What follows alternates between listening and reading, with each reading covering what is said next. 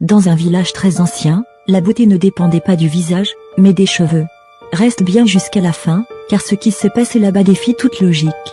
Dans ce village, chaque fille grandissait avec une seule obsession, avoir les cheveux les plus longs. Elle ne comptait pas les heures passées à préparer des décoctions étranges, des feuilles bouillies dans l'eau, des huiles épaisses qu'elle massait sur leur cuir chevelu, parfois même des mélanges secrets transmis de mère en fille. Tout cela dans un seul but, que leurs cheveux poussent encore et encore. Et ce n'était pas un simple caprice. Car un jour, le prince devait choisir son épouse, et son choix reposerait uniquement sur ce critère, la longueur de la chevelure. Parmi toutes les filles, deux se distinguaient. Hawa, dont les cheveux touchaient presque le sol, lisse et brillant comme une cascade noire.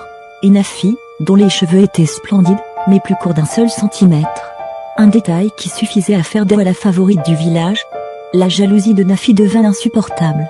Elle rêvait de dépasser Hawa, coûte que coûte. C'est alors qu'une étrangère arriva.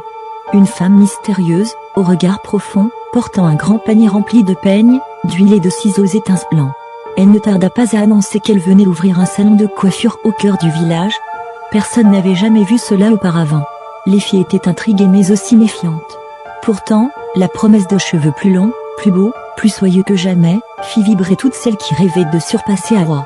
La coiffeuse accueillait ses clientes dans une petite case qu'elle avait transformée.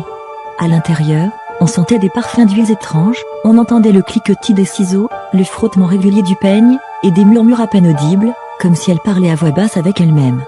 Au début, aucune fille n'osait franchir la porte. Mais Nafi, elle, n'hésita pas. Elle pensait, c'est ma seule chance de dépasser Hawa. Quand elle sortit du salon, le village entier resta sans voix. Ses cheveux étaient magnifiques, d'une longueur incroyable, tellement éclatants qu'on aurait dit qu'ils captaient la lumière du soleil. Dès ce jour, le salon ne désemplit plus. Toutes les filles, une par une, commencèrent à s'y rendre.